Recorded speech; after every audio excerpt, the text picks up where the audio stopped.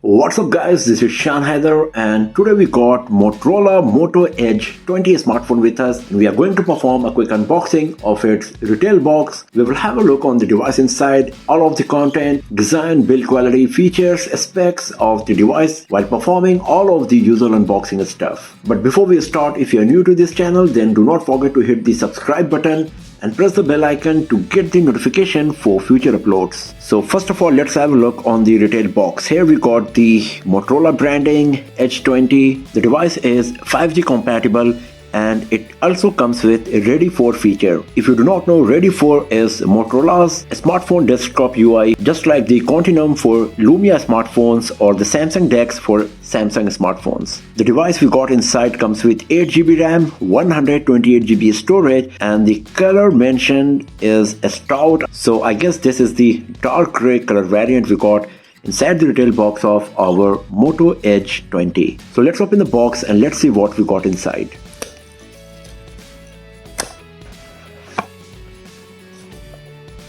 So here is our Moto Edge 20, and as you can see that it comes with this silicone case pre-applied on the device, and the device is extremely lightweight. It's so lightweight even after applying this back panel case here. So here we got the SIM card tray ejector pin, some quick start guide, user manuals. Here is a USB Type-C to Type-C cable. And then we got a 30-watt charger.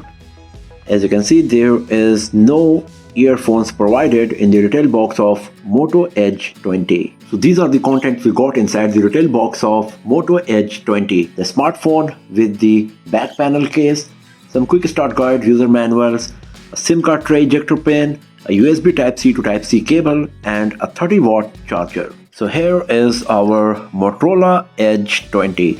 So the first thing I'm going to do is removing this back panel case. There we go. And there is a sticker on the screen. Let me remove it as well. So now let's switch on the device. Okay, so the very first thing I'm noticing is the power key is a bit at top, and same goes the volume rocker.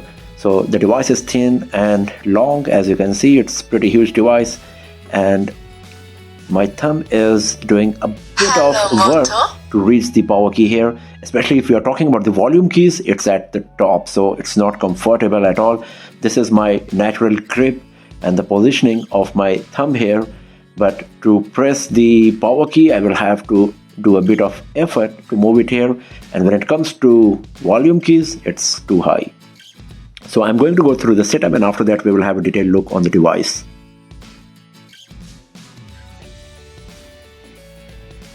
And here we go. So the setup is done, and now we are at the home screen of Motorola Moto Edge 20. So first of all, let's talk about the design. So as we have already talked about the position of the power key and the volume keys, that they are a bit on the higher side of the frame and they are not easily accessible, especially the volume keys. It's not accessible at all. You will have to hold it like this and then do whatever you want to do.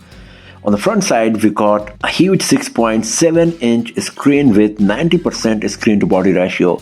So the front side is basically just a screen here. And as I have mentioned, the device is incredibly lightweight. It weighs just 163 grams and it is very slim as well, just 7 mm thick. That's very impressive. While holding the device in hand, like, you can feel that how premium is the build quality.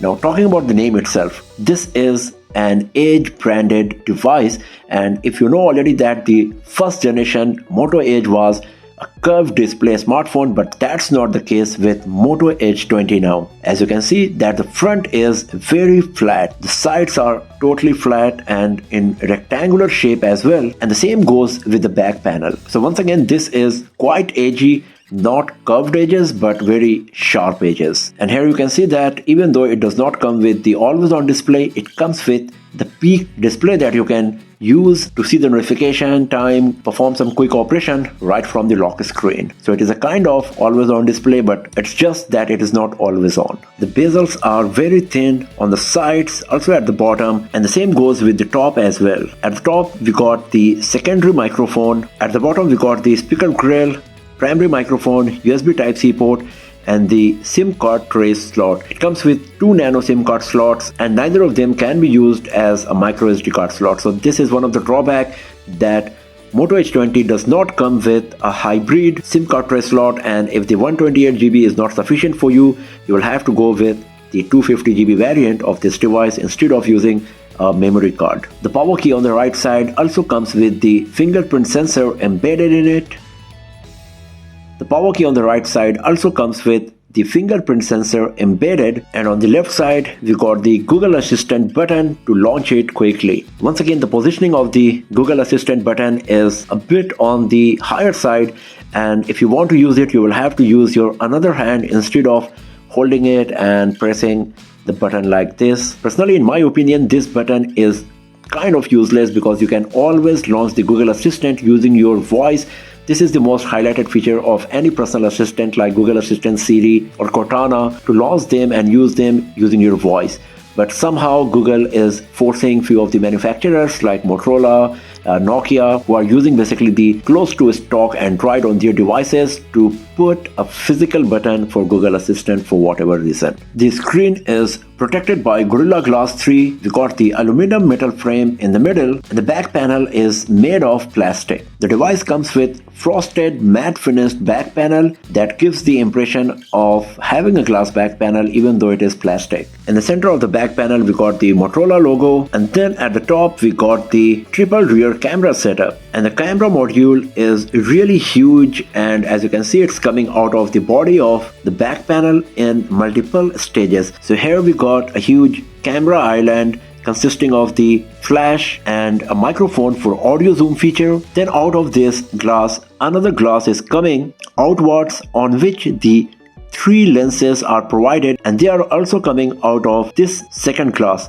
So we got 3 stages here, and because of that the camera module is going to cause wobbling once you put the device on a flat surface. As you can see, it's totally wobbling and it's not going to be still even if you touch it slightly. So this is one of the things that you need to consider, because if you are going to keep it like this, then it's going to wobble, and if you keep it on the flat surface using the screen down, then you might be worried about getting some scratches. So the mandatory thing is to use this case on the back panel of the device, because once you put this case on the back of Moto Edge 20, then as you can see that the cutout is especially designed for the camera module, and then it will stop causing the wobbling. Let's give it a try right now. Much better. As you can see, it's not wobbling, just slightly moving once I am touching here, but it's not wobbling like earlier. Pretty flat now. That's kind of nice until I am putting the pressure here, but if you just keep it lay flat on the surface, it's not wobbling. That's a good thing. So the smartphone case is mandatory for this device. One drawback of the back panel of Moto Edge 20 is that it is a fingerprint magnet, and it is attracting lots of fingerprint and smudges very easily. So as I said, using a back panel case on Moto Edge 20 is a must. Officially, Moto Edge 20 does not come with any IP rating, but Motorola says that the device is splash resistant, so we can consider it as good as IP53, but it would be nice if the device could come with any kind of better IP certification considering the price segment of Moto Edge 20 here. Another point to be noted is that the device comes with only 4000 mAh battery. So considering the huge size of the device and other smartphones in the same price segment, it would be nice to have at least 4500 mAh battery on this device, but I guess the small amount of battery is what making it possible to have a very lightweight and slim device here in our hand. So it seems that the battery capacity is compromised for the sake of the beauty of the device. So in terms of design and build quality, this is a very premium looking device in every aspect. The screen to body ratio is huge. We got Gorilla Glass 3 protection, aluminum metal frame, back panel is very beautiful. If you just ignore the huge camera module. Also, the device is very flat from the back, sides, and also from the front. Positioning of all of the physical buttons is a bit odd, and it would be nice if they were in the center of the frame. Another thing to be noted is that it does not come with a micro SD card slot. There is no stereo speakers or a 3.5mm jack. The device is super lightweight, very slim, and it looks beautiful and premium from every angle. Now, talking about the display, this is the one of the most highlighted feature of the device, as Moto Edge 20 comes with a 6.7-inch Full HD Plus screen with 90% screen to body ratio, so you will get 385 ppi. We got an OLED display with 1 billion color reproduction, HDR10 Plus compatibility, and the device comes with 144Hz refresh rate. So usually you will find this much refresh rate only in gaming related smartphones, but Motorola is providing this on Moto Edge 20 as well. So the display quality is really nice. Colors are so punchy, sharp, and the viewing angles are great as well. You can select between 60Hz, 144Hz, or the auto refresh rate settings. If you select 60 or 144, then the screen will be constantly fixed to that refresh rate, but if you use auto, then you will get adaptive refresh rate from 48 to 120 Hz. So for some reason Motorola decided to omit 144 Hz from the auto. So it would be nice if Motorola could add it again by providing some software updates and all. But right now, if you want to use the 144Hz refresh rate, then you will have to select it manually and it will consume the battery a lot. And if you select auto, you will only get up to 120 FPS on Moto Edge 20 here. The touch screen sensitivity is really nice and it's very smooth right now when I'm using it on auto here. And talking about the brightness, this is the maximum auto brightness here. As you can see, it's pretty good for daily usage and it's bright enough, but we will see how good it's going to be in our detailed review of Moto Edge 20, where we will see that how good it's going to perform in outdoors in direct sunlight. But right now it's looking quite nice for sure. And as you can see that the bezels are very thin, the screen to body ratio is so high, and the device looks so premium because of this massive screen with great screen to body ratio. Now talking about the software side, Moto Edge 20 comes with Android 11 on top of Motorola's skin. So the look is pretty much same like the stock Android. We got plenty of Google applications here in this Google folder and outside of it as well, as you can see here in the app drawer. The same goes in the settings as well, pretty much same like the stock Android, but this UI also comes with some Motorola specific features and options about which we will talk about in our other videos. But just to give you a quick look, one of the very popular feature is the chop motion that turns on the flashlight and turns off it as well. So as I said, like this UI is pretty much close to stock Android, but Motorola is adding few of their own features in the device. As you have just seen, we will talk about the remaining ones in our later video. As we have talked about, it comes with the Ready For feature that allows you to connect your smartphone with a monitor or TV that is Miracast compatible, and then you will get your smartphone screen projected on the monitor or the TV, and you will also get the PC-like user interface that will allow you to use your smartphone with a display to improve your productivity. You can even use your phone as a webcam using this feature. So we will talk about the Ready For feature on Moto Edge 20 in our later video, but here I just wanted to give you an idea that what exactly it is. Talking about the storage, out of 128GB, 109GB is user available, and as I have said that this device does not come with a micro SD card slot, so if this one is not sufficient for you, you will have to go for the 256GB variant of Moto Edge 20. Now talking about the camera, we got a 108MP primary camera, 16 megapixel ultra wide angle lens, and an 8 megapixel telephoto lens with 3x optical zoom. The 16 megapixel ultra wide angle lens comes with autofocus, so it can be used for macro shots as well. We also got dual tone, dual LED flash, and a microphone dedicated for the audio zoom feature. On the front side, we got a 32 megapixel camera. If you launch the camera app, this is the user interface you will see. So you can see that we got the option to switch to 3x optical zoom or go 0.5 wide angle. If you tap on this icon here, you will get the options for the active photos, select the aspect ratio, turn on or off the timer, and the flashlight. If you swipe left, you will get all of these camera modes. So it comes with portrait mode, cutout, spot color, night vision, cinematograph, panorama, group selfie, 108, ultra resolution mode, live filter, pro mode, scan, dual capture, And for videos, we got slow motion time lapse, AR stickers, spot color, and dual capture. If you go to the settings, here you will find lots of settings categorized for AI, photos, videos, capture setting. If you go to video, you can see that it comes with the audio zoom feature, and in the picture you can see that we get the option for the HDR on the front camera as well, and you can select the resolution for all of these front and rear cameras. If you go to video, you can see that once again we are getting the same zoom options. Here you can see that you can record full HD resolution videos up to 60 fps, but if you go to 4K, only 30 fps is getting selected.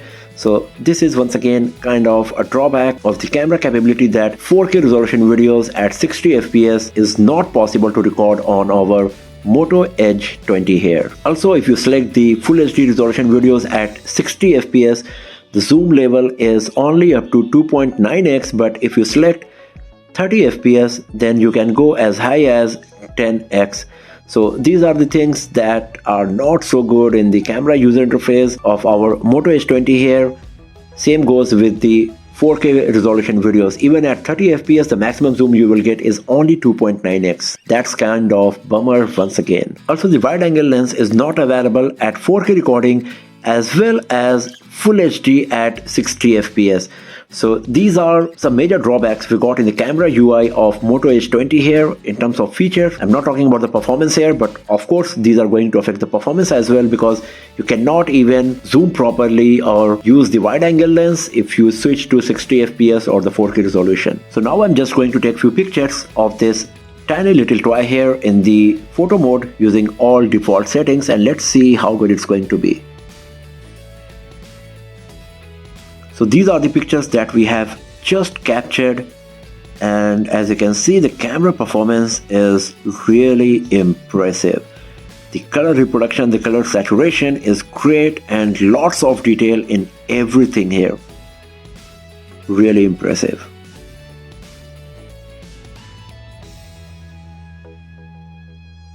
So once again, you can see that how much detail we are getting here. So good.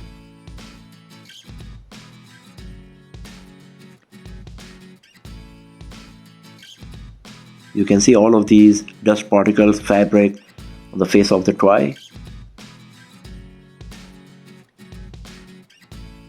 The camera performance is looking really nice. But as we have seen that the user interface is not good and it's restricting the capability of the device. But this is just a first impression video. We will see how good the camera of Moto Edge 20 is going to be in our detailed camera review of the device, and also in the final detailed review of Moto Edge 20. But right now, Moto Edge 20 is looking a quite premium mid-range smartphone in every aspect.